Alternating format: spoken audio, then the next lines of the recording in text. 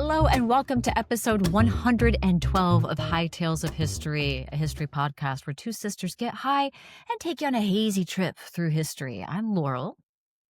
I, for some reason, expected you to say get high and give love. I was like, nope, that's the end. I'm the younger sister, Katie. Bright hair, not many bright ideas. There she is. Vibrant blue, vibrant like her personality and her soul. And we're glad that you're here with us. Super positive, thanks. Vibing as we trip through it. Hey, this is our final episode of season 6. So welcome to the season finale of the 6th season of High Tales of History. And Katie's going to bring it on home for us today. It's a Katie. It's a Katie history day. Sorry, I don't know what I was trying to say there. I was like, where's this going? But she, a couple of episodes back in episode 110, she was letting us know, like, it's a big one. It's a doozy. And we were taking hints. So we gave hints. We were taking answers. What? We were taking you guesses. You're gonna say bets, but we're not doing that. Pretty sure. Sorry, I'm high. We were taking some answers on what that might be. I don't know. Guesses. There we are. Guesses on what that might be. And unfortunately, because of the timing of when we recorded episode 110 and when we're recording this one, we haven't been able to get those guesses. I can't say oh, people thought it was this or that because that hasn't been posted yet. Right. But I am interested though. See if you get it right. I didn't have much of a guess, to be honest. I was just going to just be along for the ride and see what the people picked. But Katie says it's really big. So I was like, well. That's what she said. That's what she said, and that's how we end We like big history around here. Not only are we history sluts, but we like big history. Mm-hmm. So I think you did guess what I was doing. After I gave the hint. But after enough hints, we talked about it after you stopped recording, and I was like, "Oh my gosh, okay. Is it?" Yeah. Oh, I was like, "Oh my Lord." The hint I gave you was, if you remember when we were talking about what superpower would you have, I think it was after my Superman or Batman episode or whatever. Wait, I don't think I did a Batman episode. Did I? No, I didn't think so. It was one of those. We started talking about any superpower we could have. What would it be? And that's when you guessed it because you were like, I think I know what it is. Because I said my big hint was if I had my superpower is to know every language ever. And I would never be a stranger anywhere I went. Because no matter where you go and what you look like, if you share the language with somebody, there is immediately a connection and a bond. So I guess to then segue us into... Just so you all have the same picture I do when I say Segway, it's me going past, if you're looking down a hallway and there's a pass, it's me on a Segway, wee! That should be the thing that wipes across the screen and changes the scene. That's what I'm saying. Just let me know. I'll pose with a Segway. I'll borrow some mall cops. Pose with a Segway. You can Photoshop that shit together and start editing our videos like that. It needs to happen. I would need to learn those sort of editing skills, but yeah, we'll see what we can do there. I believe in you. Thanks. No, I like that is your superpower, because I've always said that as my genie wish, and I like that you think of it as a superpower, because I've always had a separate, when people go, what's your superpower? I think of something else. I think of flying, telekinesis or something like that. But when you say that as your superpower, I'm like, oh, that's my genie wish. That's the thing. If you could wish for anything. But yeah, I like that as a superpower, because genie wish is a good way to describe it. I like that. Yeah, that's a good one. Yeah, to know every language ever, the dialect, be able to speak it as if that's been your language since day one. Yeah, exactly. That's always been my thing too. I would love that. Yeah. So especially for history and traveling, which is something we both like. Right. The world is your oyster, proverbial oyster at that point. So yeah. And segue into and then bringing you the history of language, because it had to happen at some point. There it is. Yeah. It is. Wow. Everybody bear with me. There's so much science in this. And I tried to make it as palatable as possible. I was like, sometimes it comes to the point where it's like, there's just no good way to say this except with science. So we're going to, we're in the marshes with Okay. Smeagol. Yeah. And we're going to be walking through the dead marshes. Yes, that is their name. Such is the line. Verbatim. Lord of the Rings counter. Bing. There it is. I'll never disappoint. It's not my fault that J.R. Tolkien made the most amazing literary work of our fucking time, okay? I can't be blamed. I'm just the consumer here, okay? Sure. There is a supply, I am the demand. Mm-hmm. Basic economics. Anyway, Okay. history, language. Yeah, it gets real thick through here. So if like we need to pause, Laurel, you're gonna have to kind of stand in for the audience and be like, can we like think about that for a second? So it gets real sciencey. So we're all gonna do our bestie best. Okay. Blind us with science, Katie. Oh fuck yeah. Science. Language. That's right. Anyway. So everybody take a moment, if it's safe to do so. I realize some people are driving. Right. Take a moment when it is safe to do so. Look at the people around you and consider the complexity. You can just look at me. You can consider the complexity of what we are doing right now. I'm vibrating the air from my lungs, shaping it with my tongue, teeth, and lips. Not just as noise, but like sound. Does that make sense? Yeah. Your brain is now instantaneously decoding them, not just as like, again, like the noise and the sound that we're making, but as concepts, theories, history. Mm-hmm. We are engaging in the most profound and arguably the most powerful technological feat the human race has ever created. And I will fucking die on that hill. Okay. Language.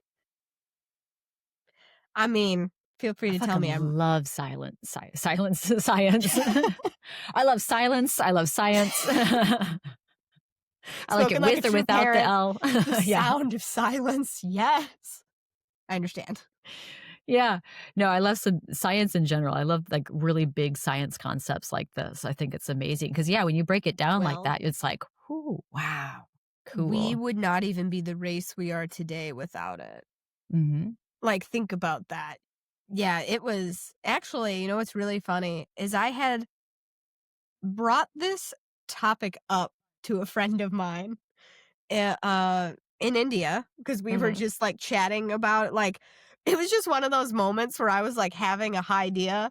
And I was like, you ever thought how like, because we were discussing different languages was how it came up. And I was like, do you ever just think about how like the very structure of how we even analyze information is shaped through our language? And he was like, bro, what the fuck? I was like, dude, no, for real though. Mm-hmm. So that was, and then, which then turned, he goes, you know what you should do is the history of language. I was like, yo, that's a topic though. He's like, yeah, like one you should do. He's like, that's super interesting. Yeah, that's huge. That's, then, I mean. It's not small. No. But what an impact, like in general, obviously, like, and this is such an understatement, but I mean, when you're looking at just the just through a historical lens of how ideas spread and then like not knowing somebody's language. Yeah. Like how to tell us, Katie, tell us all about it. I mean, even if you think about it, to bring up chimpanzees and orcas is a big one. Yeah. Species that have distinct communication amongst each other are what we tend to classify as intelligent. So just even put that out there, like it's almost like an evolutionary mile marker, maybe would be, I don't know, not mile marker, but like a trademark of like an evolved species was what I would say. But yeah, I mean, like prairie dogs. Do you know about that with prairie dogs? That they realized like how complex prairie dog language is. Is it? Fuck yeah. Yeah. Ellen! So I just looked at Ellen. I just looked it up just now. Specific calls even for different predators that can describe details like size and color of said predator. What? Shut the front door. That's amazing. Yeah. There's like alarms and just social chatter and territorial stuff. And then like, like it's I think it's within like the last, like, I don't know, maybe 5 or 6 years, they've realized how complex the vocalizations of prairie dogs even are. That's so like fucking amazing. Animals, you just blew my mind.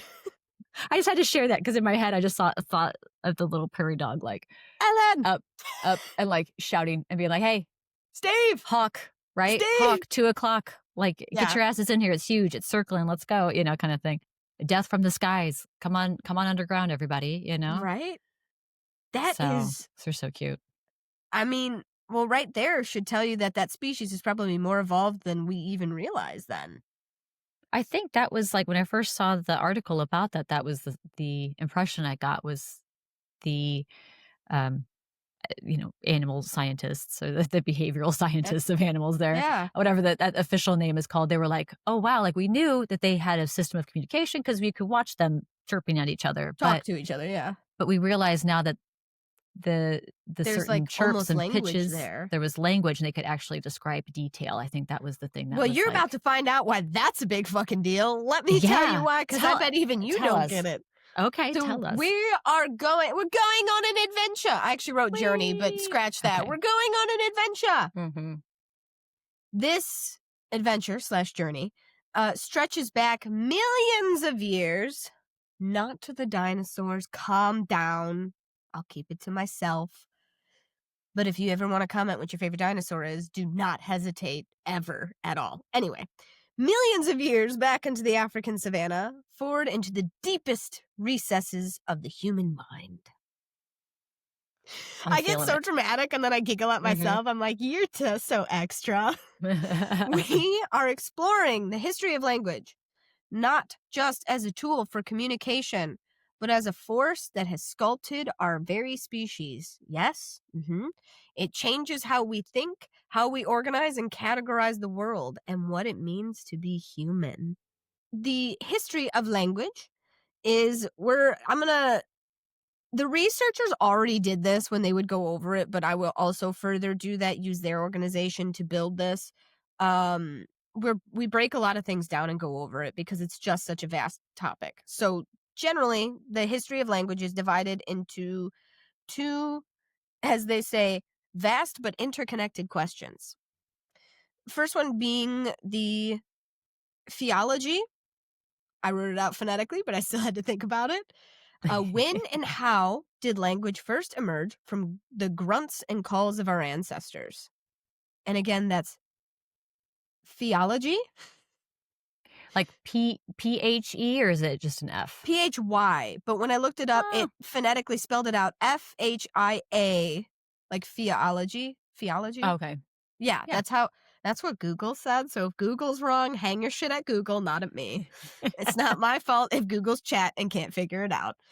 So, split between theology and cognition. How does the specific language that we speak work? English, Spanish, Mandarin, Piraha. I know.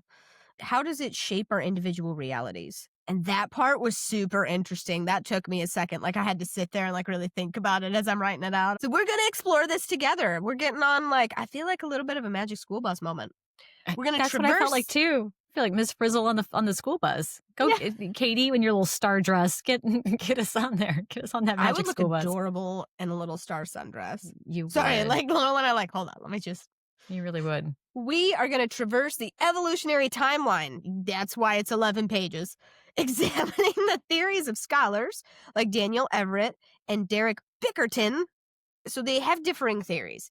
Whether it's a sudden Big Bang theory or like a gradual cultural invention. I know which side I stand on, but whatever. We then, on our adventure, on our journey, we will confront the fascinating and often controversial idea of linguistic relativity, asking if our grammar is a silent dictator of our thought process. So how much of how the language is shaped and made dictates how we process information from the world. What? Shut the fuck up. Sorry, don't actually. I don't mean that literally. That was an excited phrase. To keep this as palatable as possible, I've broken it up into 3 sections so that hopefully we can get through this with some semblance of understanding. Wow. Okay. At the dawn of humanity. For those of you listening, my arm just went up and over in a universal circle of life gesture. The dawn. There it is. Yeah. The sun has risen on humanity. Yes. Okay. The origin and evolution of human language. So we're going to start with like where it all began. Okay. Yeah, I know. Hang in there. I made this pretty palatable, okay? I even like went in and like summarized even more because I'm like, this isn't like a TED Talk. Like, we don't need to go like, I'm going to give you good history. This is going to be good, viable information. So for the longest time, the origin of language was considered an unanswerable question. So much so, I did not write this out phonetically, so France, forgive me. So much so that the Société de Linguistique du Pays, I'm sure I didn't say that right, it was famously banned papers on the subject in 1866. Like, they're like, don't ask about it, don't talk about it. Like, so within scientific communities, they weren't allowed to investigate that question. Does that make sense? Is what that's trying to say. Okay. Yes. They're just like, Wild, it's huh? too big. We're going to disagree too much. Let's just not even like worry about the history of it. Let's the just. reason in 1866 that it was allowed because anytime you talk about this, it always deals with evolution. And if the church does not agree with that as a teaching, that is going to affect how it's allowed to be approached. Yes, absolutely. Yep. That totally makes sense. So today, however, advances in genetics, archaeology, anthropology, a personal favorite, have allowed us to form highly compelling, but still, even today, competing theories. There's no one accepted answer, is what I'm here to tell you. I'm going to tell you the information before you, and you can decide which you think it is. Okay. But if you disagree with me, you're wrong. I'm just kidding. I'm going to give you all sides here so you can understand where everybody's coming from with their arguments. You're it's either very with me responsible, or wrong. but also you could be wrong here. Oh, okay. Just kidding. So I had someone actually the other day turn that back around on me. He was like, I mean, it's okay to be wrong sometimes. There's no law against it. And I was like, wow, so that's what that feels like. Like, what the fuck? Because I say that to people all the time. I'm not allowed to get offended because I will literally say that to your face without hesitating. Be like, no. Oh, yeah. No, you do. Yeah. You've been reverse Uno'd and you're like, wait a second. What the fuck? Dude, reverse Uno card sucks. It's those moments when I realize like how generally sort of obnoxious I am. Anyway, so our starting point must be with the earliest of hominids. Far before we were Homo sapiens, Australopithecus, 300-ish million years ago, and other great apes primarily used indexical signs, communication that points to something immediate.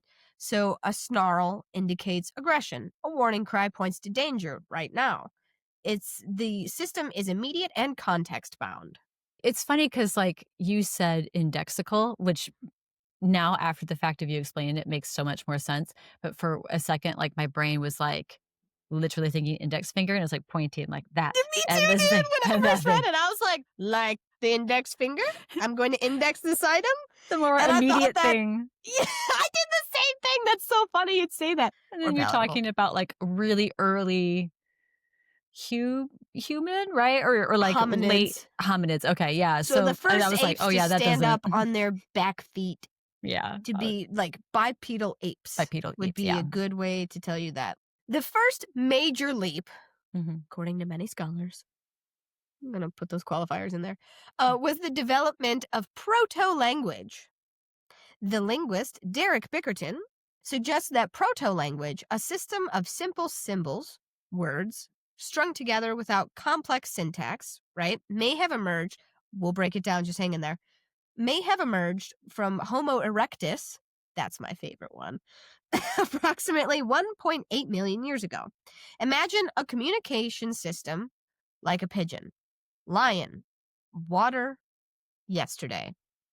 It gets the point across, but it lacks the grammatical structure to express nuanced relationships, right? This is where Daniel Everett, known for his work with the Piraha people in the Amazon, introduces his revolutionary thesis. These are just opinions of these people, by the way, so hang in there. Everett argues that language was the greatest technological breakthrough an invention, not an instinct, and that it was invented by Homo erectus about 2 million years ago, right? 1.8 to 2 million years ago. He points to their cultural accomplishments, right? Homo erectus was the first hominid to spread out of Africa. They built sophisticated tools, and Everett even cites the evidence suggesting that they used seafaring technology. What? Wow. Okay. Shut the front That's amazing. door. So, to achieve this level of planning and coordination and share knowledge across generations, this is what Everett is still proposing, they must have some form of language, a cultural tool that solved a problem of survival. They need to talk about what wasn't immediately present, right? To even put yourself in an ability to think forward. What? Proto-language, as valuable as it was, it lacks the sophistication of like what we speak today. Critical difference is syntax and grammar. So what that means is the complex hierarchical structure, that's the science way of putting it, that allows us to embed clauses within clauses and generate a finite number of sentences from a finite number of words. I.e., we can talk about things in the future, in the past, in the now. We can talk about things on the other side of the world that are not in front of us. That's what we didn't have words for that, you know, and you'll come across sometimes in older languages. Let's take the Gaelic or the Irish language, for example, because I've heard it happen there. So when, you know, Irish is an old language and they still speak it today, even though it was tried to be stamped out by the English overlords, rulers, whatever you want to say. Yeah, But, Ireland, give them hell. Ireland's also like a one of our top countries of listeners. So. Oh, are they? Well, fuck yeah. So, well, you guys got pitched then. You're near and dear to my heart, apparently. It's not planned, but apparently, you know, the feeling's mutual. So, the Irish language, you know, it's older. I don't want to say it's not evolved because all language evolves over time. But if a word wasn't like Taco Bell, McDonald's was not around when that language was fucking written. Today we speak a very, yes? Mom tells me that Taco Bell was my first word. Are you serious? I know, isn't that weird? I'm like, that's amazing. I guess that wasn't like mama or dada. I guess. Taco Bell, dude. That's incredible, especially considering that they have a contract with Mountain Dew, Pepsi, who we were talking about earlier. Sorry. Girl, I'm gonna go get myself a chalupa. You need to. I think the universe is telling you that Taco Bell is where you need to live today. Oh my gosh. You said that, and I was like, Bell. holy shit. Like, I was like, I forgot that mom was like, yeah, you said Taco Bell is like one of your first words. That's incredible. So, you know, we can talk about things like what you said are not, sorry, old languages. So in the Irish language, they would just say Taco Bell. They don't have like a new word for Taco Bell because it didn't exist when the language was. Does that make sense? You'll hear other languages do that all the time with like names and stuff. That general idea. But we can do stuff like that today. You couldn't do that previous to language, especially beyond proto-language being an option. That wasn't stuff that you could do. It just didn't happen. It wasn't a thing. So how do we get from lion, water, yesterday, to the fierce lion that the hunter wounded yesterday is now drinking the cold water from the hidden stream? Vast differentiation there. A good 2 million years of it. So Derek Bickerton, in his seminal word, language, and species, this is Language and Species was his book he published. He argues the full human language is defined by two features, the syntax and the displacement. We'll go over what the fuck that means in like real people words. Displacement is the ability to communicate about things distant in time and space, like what we were talking about. The leap from run, which is immediate, to remember the mammoths we saw last week, which is what they call displaced. It's not present or immediate. And the bio program, I put H's in there that they were not there. The bioprogram hypothesis, Bickerton famously argues that the features of Creole languages, which develop rapidly from simplified pidgins into full languages with complex grammar, reflect an innate universal human grammar capacity, a language bioprogram that kicked in once the brain reached a certain point. So he's saying we had to have the evolution before the tool. Mm-hmm. Does that make sense? Okay. This, Yeah. This transition, the emergence of full syntax, which is basically being able to like say when shit happened, like tenses, probably is an easy way to put it to other people. It's one of the most hotly debated moments in human history. So there's that Big Bang, quote unquote, theory by Noam Chomsky, Chom, a proponent of the discontinuity theory, suggests that the capacity. Oh, everybody hang in there. This shit's so rough. The capacity for recursion and the ability to embed phrases within phrases. So, yes, it's more complexity within the language, basically, might have emerged as a sudden genetic Big Bang mutation around 100,000 to 150,000 years ago, perhaps within the first Homo sapiens within Africa. Homo sapiens are our nearest ancestor, if I remember correctly. The anatomical prerequisite, around the same time, hang in there with me, the laryngeal descent theory, descent is in like goes down, like a pair of nuts. Sorry. Just like that, yeah. That's what your larynx does too. Sorry, everybody. Don't ever be too serious. Be able to talk at this level, but then don't forget who you are. Laryngeal descent theory points to the physiological change. In modern humans, the larynx is lower in the throat than in our ancestors or in modern primates. This descent created the large pharyngeal cavity necessary to produce the full range of vowels and consonants that characterize human speech. This anatomical shift appearing within an anatomically modern humans, it's the prerequisite for the sound of language, right? So he's saying if we didn't evolve that, we wouldn't have had language. I'm not sure I personally agree with that, but anyway, it's not about what I think. It's just me laying the information out there for you. Yeah. So that's his theory. Okay. So by combining genomic and archaeological evidence, we can narrow the timeline for modern language capacity. Modern language being we were able, those phrases within phrases, that embedding that they're talking about, stuff like that, that would be like modern language. Things that you couldn't have done with very simple proto-language. Just didn't work.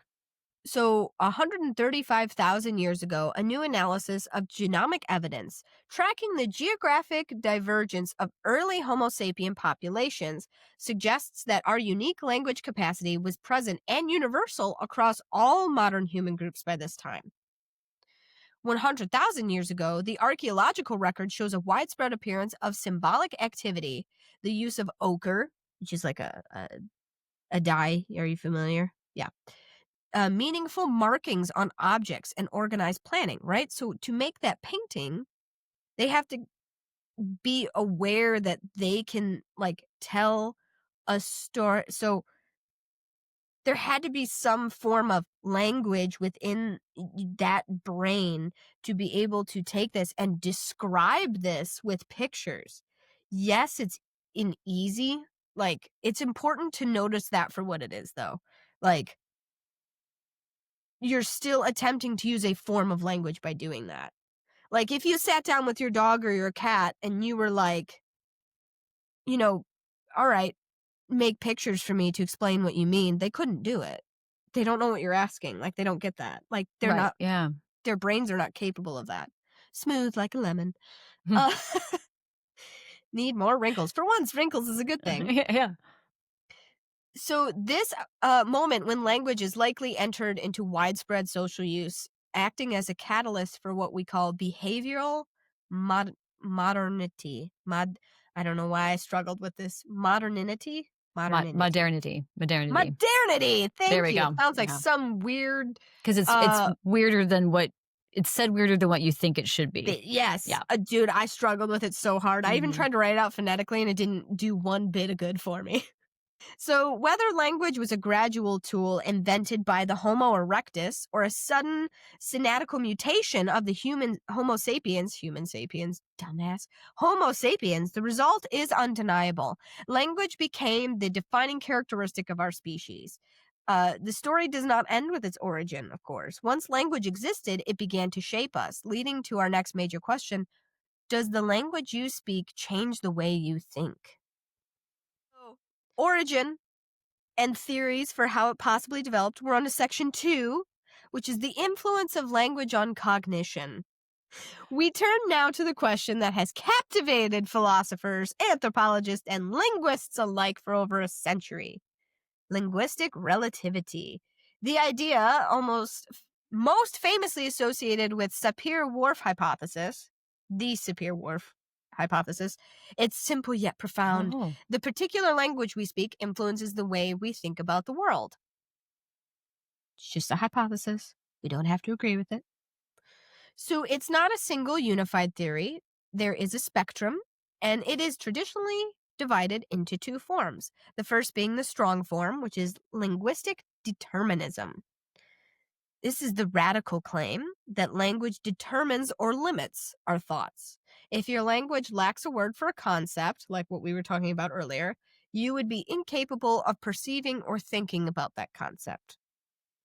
Okay. The strong form is generally rejected by modern linguists. Why? Because while our language affects our perception, we can always invent new words or new concepts. The language we speak does not prohibit us from thinking any particular thought. Mm-hmm.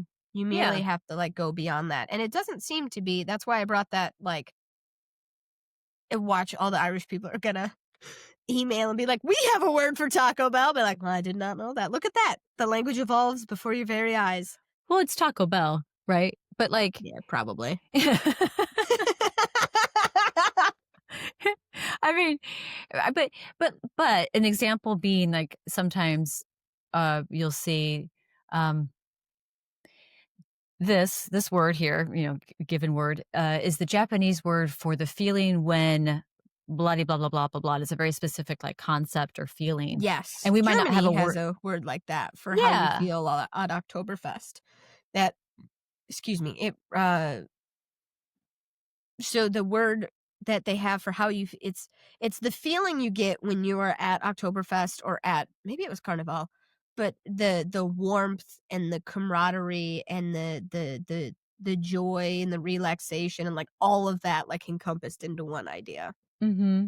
If I'm understanding that theory correctly, I think that's probably a weak one, because even if the language that is maybe your primary language, so in this case English, doesn't have certain words for things, but English has more, English has its own complex words that might not be in another language, and another language, there's some, I see it a lot in Japanese or Arabic. Yeah, so some languages have some really amazing ways that they describe concepts or feelings or smells of something, and there's things that are associated with it. So but it's that doesn't mean that we don't. My German don't. friend said that she was holding me close to her heart. I was like, that's wonderful. Oh my God. I know. I was like, God, I love when English is not people's first language. They're more apt to describe things beautifully. I don't know why that is, but I love that. And please continue to do that, because it brings me a lot of joy. Because then I realize I'm not using the English language correctly, and I need to be using it like that. In my opinion. Yeah. I think just because a language doesn't have the word for something, this is my thesis. I think just because a language doesn't have a word for something doesn't mean that we don't, that person doesn't think what it is. I'm completely devoid of understanding what this concept is or the feeling of this concept because I don't have a word for it.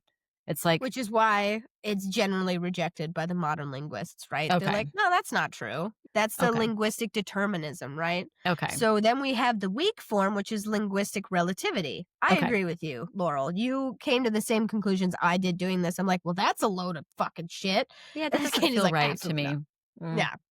So linguistic relativity, this is the widely accepted nuanced claim that language influences or shapes a speaker's cognitive patterns, perceptions, and memory without strictly limiting them. It acts like a pair of mentally tinted glasses. That I agree with. Okay. That's my personal I agree with that, but the other one, because I exactly like you said, like, because there were times where our German teacher would have to sit there and describe the word to us because she says, "You do not have a word for it. You just don't have it. But this is what it's trying to convey." Mhm. And I remember thinking how much I loved that. That for some reason always excited me about language was listening to uh different options, I guess would be the word. Yeah. I didn't know that. Like I wish we had a word that encompassed a feeling. I mean I know that we do. I know people are like, "Well, yeah, English has those too," but like I don't know. Maybe it was what the word was and what it was trying to talk about that was super great. But again, I'm telling you, I need to use the English language better because I want to be held close to your heart, man. I'm just saying. Yeah, or, like, learn other languages. I think this is a great, I mean, I do, advertisement yes. for learning trying to learn other languages and, It came up yeah. when I was attempting to be, taught some, Hindi topics. Mm, mhm. I was like, "Ooh, and let me tell you what, I gotta work hard on those." Their consonants and vowel sounds are so different from anything we make in this language, but Yeah. I strive every day to be better than I was yesterday. 1% better. That's all we try to work towards, 1% I better. mean, yeah, I mean, I might Mhm. be more like a point 0.8 or a point 0.5, A but, point my 8, steps point are 5. small. Yep. My steps are That's small. all it is. Yeah. So, Worf's work popularized this idea through cross cultural comparisons, noting that different languages force their speakers to pay attention to different aspects of reality. The question is not whether we can think in a certain way, but whether the structure of our native language makes it easier, more habitual, or mandatory to think that way.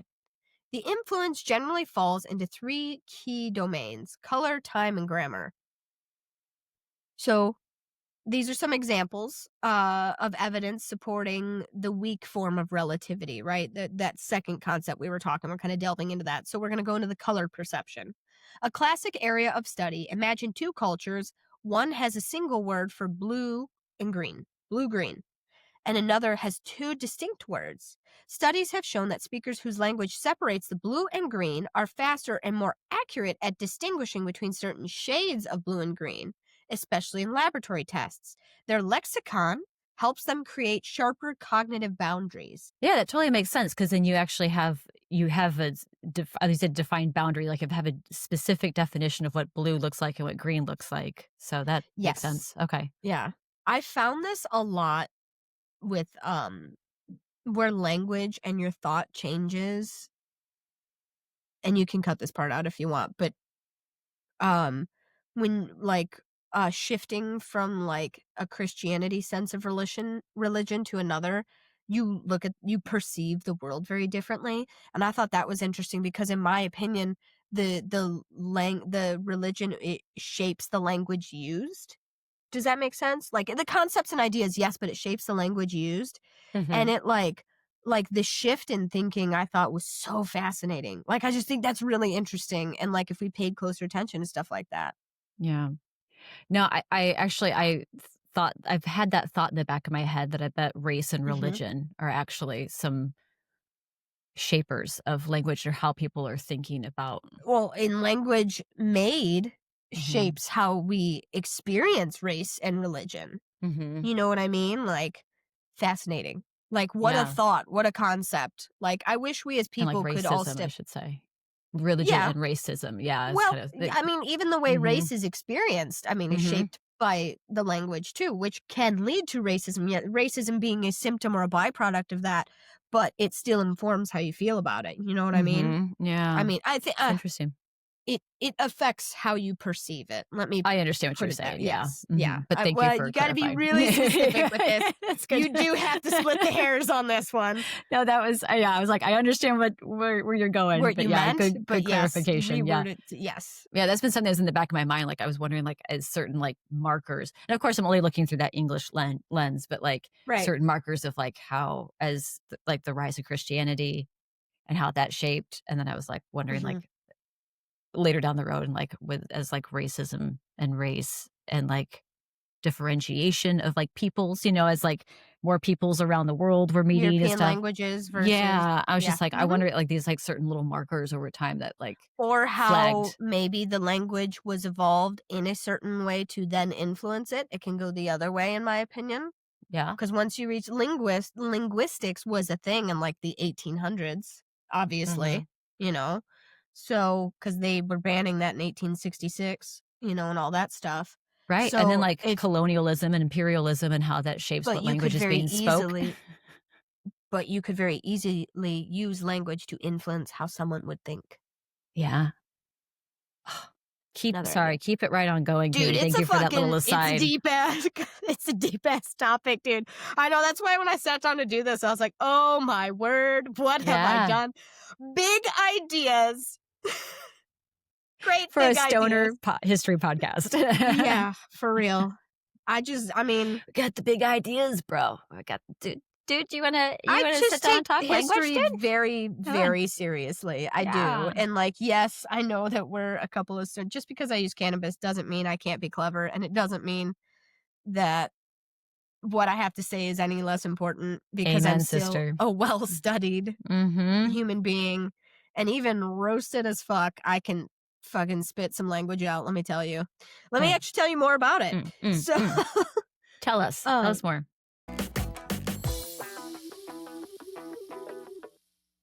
We'll let Katie keep going in just a minute, but until then, we're going to take a little break before we get to the next section and just, rest our brains. That's a lot of science. It's great. Are you learning like so much? I mean, I know throughout this episode, my mind was blown, and if you're watching, you can see it on my face how many times I'm like, wow, whoa, what? Dude, science, language, history, it's amazing. So we hope you've been having a great time with it as well, too. And if so, please make sure that you like the show, that you follow and subscribe so you don't miss any future episodes when we come back for season 7, which will be on February 6th of 2026. So we take our 6-week break, and then we will come back again with season 7 with a whole lot of, a whole lot more history, a whole lot more fun in the smoke circle. But if you miss us in between now and then, please make sure that, again, that you have subscribed to the show, but then also go and follow us over on Instagram. We're at High Tales of History, or on TikTok at High Tales of History Pod. And if you really miss us and you really want to get some extra content during our breaks, is where I spend a little more time over on Patreon. That's what we call our Best Buds Club. Buds, get it?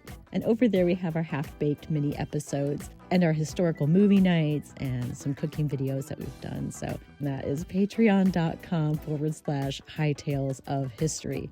All of our social media and Patreon are in our show notes. All right, let's get back to the science and let's puff pass it on to part 2. So that was the color perception. The next is time and spatial orientation. This one is one of the most fascinating domains. In English and many Western languages, we conceptualize time using spatial metaphors. We are moving towards the future that is behind us. Compared to some Australian indigenous languages, which primarily rely on absolute cardinal directions, north, south, east, west, for orientation. If you ask a speaker of one of these languages where they put their cup, they might say it's slightly northwest of the table, regardless of which direction they are facing. This linguistic mandate means their brains are constantly and unconsciously calculating their absolute positions, resulting in an incredible, pervasive sense of orientation. They always know which way they're facing, and that is simply not habitual for English speakers. If you're ever around someone, I would assume it said Australian indigenous languages, which I know the large predominant one being the Aborigines. I bet you if you ask them that, they'd probably be able to tell you like which direction it is. Like, how fascinating. And really, if you think back to an episode that I did, That's exactly what I was thinking of. Wayfarers Yeah, that's exactly what I was thinking is of.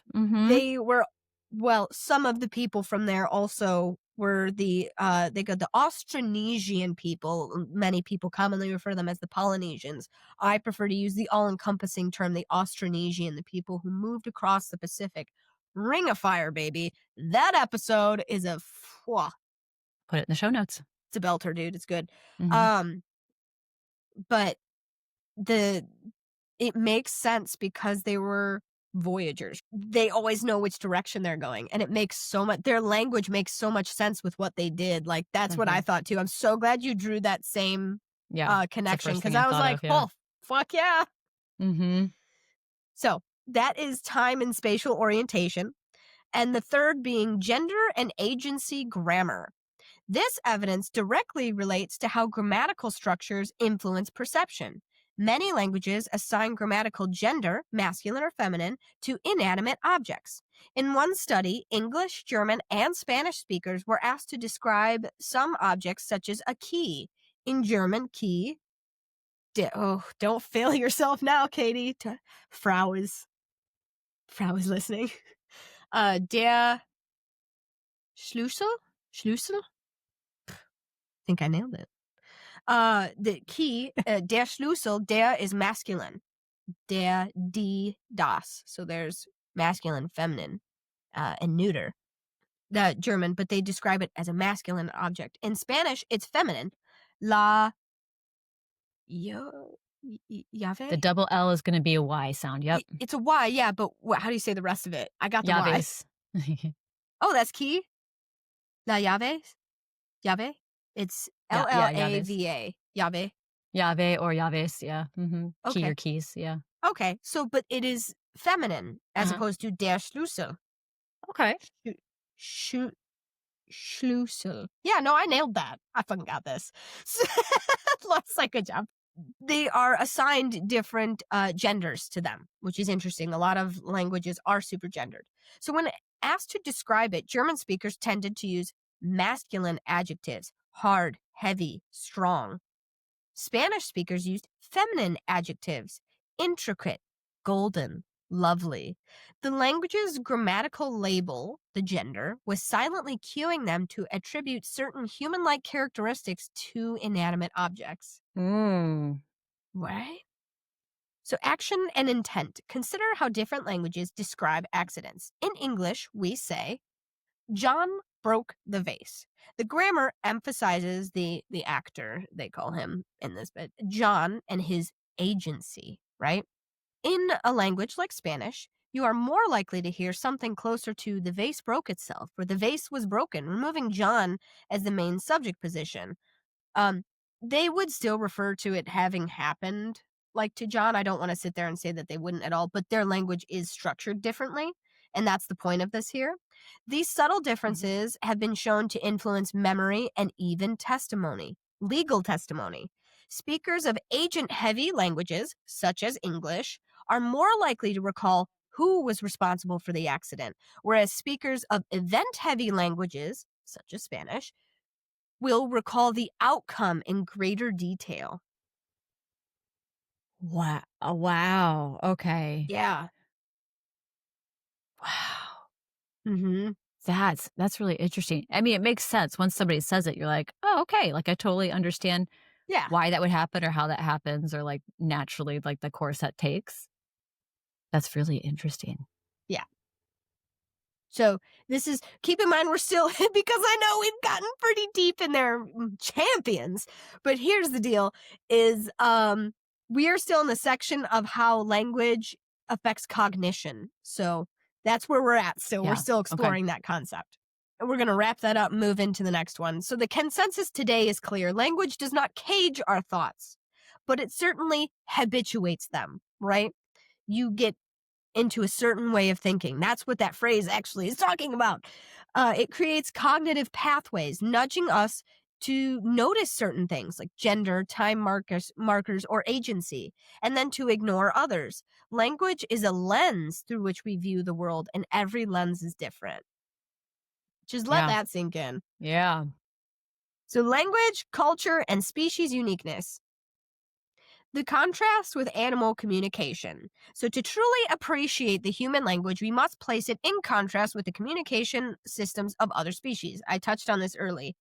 And I said, well, we're going to get to that.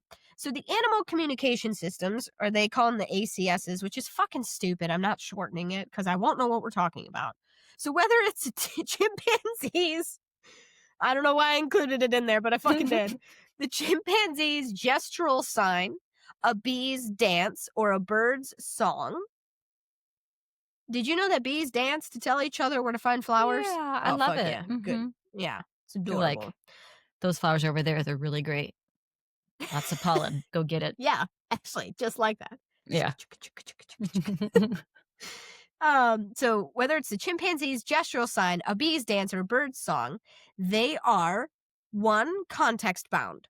They communicate about the immediate here and now, a threat. There's a mate, there's food, there's water, immediate here and now.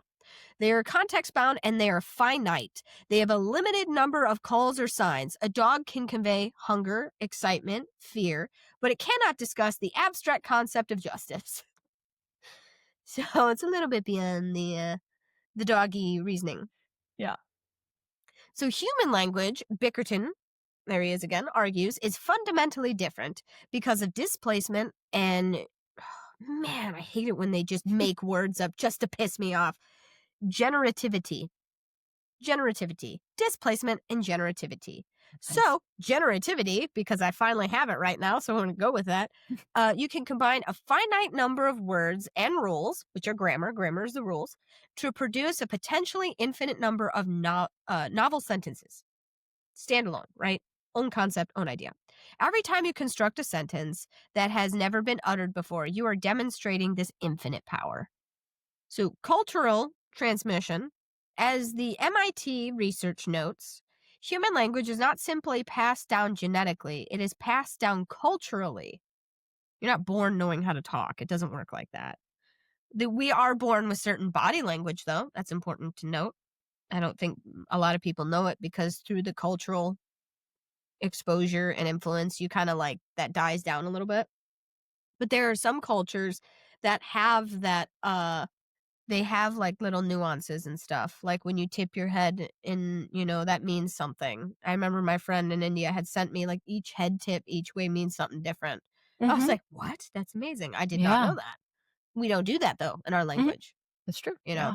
Yeah, I think that is interesting. It's like it's language going beyond just sound or like the words, but it's right? not something you are evolved to do it, but you are not born with that innate knowledge. It's something you learn. So we are born with what I just said. We are born with the capacity for language, but we must learn the specific language of our community. I said that. This cultural transmission is what allows language to evolve rapidly and act as a powerful engine for innovation. The language, culture, and species uniqueness. So all of that affects what we're doing, right? The species being that, you could teach a dog language. Dogs can understand human language, but only to the capacity that they have. Like you said, you can't sit there and talk about the abstract concept of law to a dog. But you can say, are you hungry? Do you want to go for a walk? Where's your toy? Where's your bone? I know I started tipping my head. That was an automatic thing. Yes. Have you seen the dogs that like have the buttons on the floor that they press? Cats Stuff have like them that. too. Yeah, that's what cats can do. And they too. utilize them because when you won't give them their treat, the one cat kept hitting bitch. I was like, treat. So they know. Bitch. Mad. Bitch. Yeah. bitch. Like And you're like, damn, cat. They get the concept. Just because they don't have the language to do that, when we teach them, here's the thing is my cat, as you know, is smart enough to do that without a doubt. That cat is clever. She's a velociraptor, not a cat. So anyway, right. Language.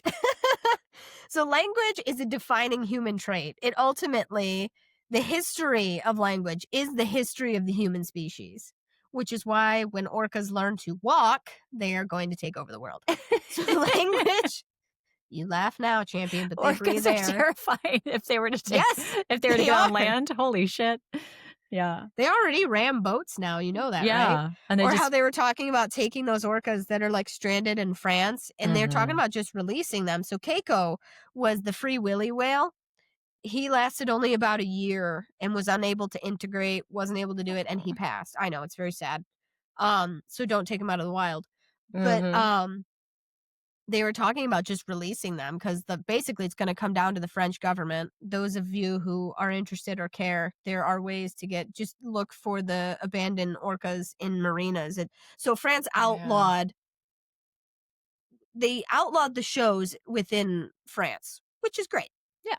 But Awesome. they didn't do the in-between work of getting the orcas out of there. They're sitting there in really poorly maintained pools with dirt and algae and all this. Like their waste is in it. It's like they're just it's like not healthy. laying there. Just And it's very sad. But what they're saying is they have to figure it out by, so they're talking about all these different options that they're going to have to go through. And the cheapest, which is usually what a government chooses, would be to just toss them out in the wild, which, I mean, if they got lucky and integrated in with wild orcas, they would actually probably do okay. I don't know that that's going to happen, though. Yeah. Like, you can't guarantee that. Like, you're a stranger. Like, they have very complex hierarchies and cultures and societies. And another thought I had, because I am terrified of orcas. I want the best for them, but I am terrified of them. Yeah, for sure. I don't want orcas that were kept in captivity to go tell the wild ones what we did. And don't tell me they can't, because they will. And then, like, all orcas are going to be against humankind. Right now, they're peaceful. Well, the wild ones don't know the bad stuff that can happen yet. You know what I'm saying? Like, what? Wait till they find out about that. Thought. Yeah, because that was in my head too. I was like, yeah, they're gonna pass along. Like, you want to know what I just got out of? Yeah, now kayakers and shit aren't going to be safe around orcas. They're going to flip us and kill us, like, because they're going to be like, you guys are a menace to the world, which they're right. But like, yeah, I was like, no, thank you. Oh my gosh, we're just going to release them in the wild. This Katie was like, please don't do that. We will all die. They're already ramming boats in like Mediterranean areas and stuff. You know that, right? Yeah. So anyway, all that to be said, killer whales. How did we get on that topic? I don't know. Language. Well, they've got it. Yeah. Language. So you should be scared. Yeah. Anywho, so the language of our species. The history of language is the history of our species as itself. Language is not just a mechanism for communicating our thoughts. According to Bickerton, it's primarily a tool of secondary representation. It's a machine for thinking, right? It allows us to hold and manipulate complex thoughts internally. That's where my whole idea to even do this topic started. I was like, whoa, like the idea hit.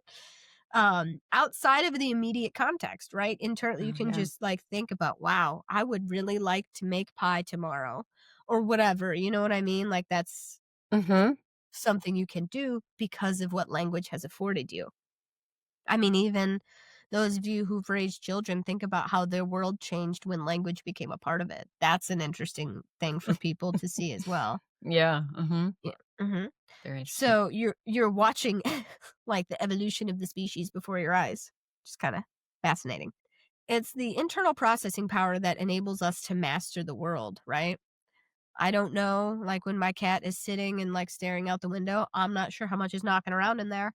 I don't think she's an idiot, but I don't think she's like considering the complexity of her place in the universe. I think she's looking for birds. So. And she's just like, I'm just waiting for a bird or a squirrel to go by. That'd be fun. You know, like what kind of things I'm interested in. Yeah. I also think our animals are not stimulated enough mentally in the world. So that's why I always try to keep her world interesting. She's got puzzles and stuff to do all over the house. I'm ridiculous. You're a good cat mommy with your enrichment. I even enrich the snake. I'm like, he needs more trees. He needs leaves to like put his face in. He'll feel better about life. It's touching grass, literally. Yeah, literally. It's very important to me. It's good for all of us to just go touch some grass sometimes. Telling you. As Daniel Everett summarizes, language is the cultural tool that allowed us to form larger, more cohesive societies, to transmit knowledge across generations, and collectively solve the problem of survival. From building complex shelters to developing abstract mathematics, there's fucking pre-calc again, the technological achievements we celebrate today, from the wheel to the internet, They're all predicted on the foundation of language. We began by asking when and how language emerged and whether it shapes our reality. We have confirmed that while language doesn't dictate our reality, rejecting the strong Worfian view, of course, it undeniably acts as a profound habitual influence. It shapes how we perceive color, categorize time, and assign agency to our everyday lives. So to use English as an example, because we're speaking in it now, so that'll be our example language. The English we use today with its specific rules and vocabulary, it's not just a tool for sharing information. It's a culmination of millions of years of evolution and cultural development, because that has a huge impact on how language evolves itself. It's the story of how our ancestors, through coordinated effort and a shared mental landscape, literally invented the ability to think together. So there you go. I'm going to leave with that light reading under your belt. There we Yeah. Wow. The history of language, man. The history of language. I did my best. There was a lot there. That was a tough one. Sure. Yeah, I was gonna say, like, I think that's a pretty good overall view, because yeah, you could really start breaking it down into like We'd be here for subsections, hours. and that would be a long time. But no, I think that Yeah. gives like a really good idea, and like helps us think differently about language and how it's used and how it really shapes everything. Really, Yep. how it really kind of informs and influences like all of our like ideas and how we think about the world around us. So nice one, Katie. I mean, you were like, you're the last one of the season. Good luck. Ha! Have fun with and that. I was like, right? And I was like, you know what then, champ? I see Katie. your challenge, and I raise you the history of language. I raise you humankind's greatest invention. Right. Nay, the tool that shaped the evolution of our species. Good luck. Follow that up next season. Ball's in your court, Kobe. Ping. Yeah. Right? Okay, well. Yeah, this comes out, let's see, it'll be December 19th when this comes out. So folks, I hope you have a great Christmas, Yule, Kwanzaa, Hanukkah, Festivus, New Year's, like all for the rest of us. Whatever it is that you are celebrating at year's end and year's beginning. I hope it's glorious and safe and wonderful, and you've got the love of people around you and yourself. And I don't know where I was going with that one, but I hope it's wonderful. I mean, no, I was actually here for it. You I was feeling like, it? Okay, no. Good. Thanks. Well, I hope it's merry and bright for you, Katie, and I'll be seeing you. But for all of you folks as well, whatever it is that you do, you celebrate, and however it is that you do it, I hope you feel the love and the joy in your heart. So after that, we have a 6-week break, and then we will be back again with season 7 on February 6th. So full 6 weeks, and then that 7th week back. So sorry about the doldrums of winter while we are away. We will be writing and working hard for you and trying to get season 7 already. Winter's a time of rest. This is our time of rest. It's our time of rest. Lest we welcome the new year come spring. If you haven't listened to any episodes in the back catalog and you're like, man, I really miss them, then that's what you do. You go back. You can go back and listen to your favorite episodes, share them with your friends, post them. Those are all things that really help our show in a huge way. You do you ever just get nervous what you sounded like? For example, when this started, I was like 25. Oh, yeah. Well, yeah. Wow, that feels like a really long time ago when you say that now, but you're right. Well, that's nice to think about. And hey, but we're so glad that we've been doing it for a while and that you guys all still come and hang out with us and you like us. Yeah, so if during that downtime you want to connect with us some more, we're over on social media. We're on Instagram, we're on TikTok. I'm trying to pick that up a little bit. And then we also have the Best Buds Club. So if you want some extra content that you haven't heard before, we have some movie nights. We have bonus episodes over there. Those are our half-baked episodes. So you can go on over there and you can join the Best Buds Club. You can join for free, but for like the extra content and stuff like that and some of those extra bonus episodes, it's just like the price of a coffee a month, like a fancy latte. So if you feel like slinging us a few bucks, that we appreciate that. It helps us keep the proverbial lava lamps on here at the Smoke Circle. So for real, so thank you. For real. So thank you so much for your support, listening, sharing, and however you support us. We love and appreciate you guys. Have a great end to 2025. Let's hope 2026 is okay. We're all in this together, folks. May she gentle him. We'll see if we go gentle into that good night. I'm interested. I'm interested. Gonna just hope for all good things. But anyway, as I stretch this out, we'll see you guys back again on February 6th. And in the meantime, get money, get high, give love, and hold me now. I'm 6 feet from the edge. And I'm thinking, okay, sorry. What I was actually going to say is hold your loved ones close and enjoy your holidays as they were meant to be enjoyed, as a time to sit and, catch up and trade stories and enjoy each other's company. Yeah. But then it just really factored into Creed, and I'm sorry, dude. Okay. Sorry about that, folks. That's going to be so bad. That's what we leave you with. Yeah. Bye. Sorry. Bye.